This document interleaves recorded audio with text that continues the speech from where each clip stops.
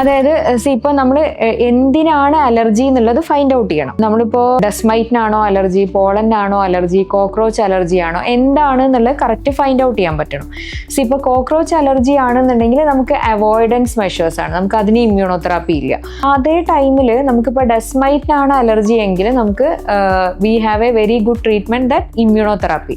അതായത് ഈ ഡെസ്മൈറ്റിൻ്റെ ആൻറ്റിജൻ തന്നെ നമ്മുടെ ബോഡിയിലേക്ക് കൊടുത്തിട്ട് നമ്മുടെ ബോഡീനെ ടോളറേറ്റ് ചെയ്യാൻ റെഡിയാക്കുക. ഫോർ എക്സാമ്പിൾ പറഞ്ഞു കഴിഞ്ഞാൽ, ഇപ്പോൾ നിങ്ങൾ നേരത്തെ പറഞ്ഞു ഉമ്മാൻ്റെ വീട്ടിൽ പോകുമ്പോൾ ഭയങ്കരമായിട്ട് അലർജി കൂടുന്നു, അല്ലെങ്കിൽ കസിൻ്റെ വീട്ടിൽ പോകുമ്പോൾ അലർജി കൂടുന്നു.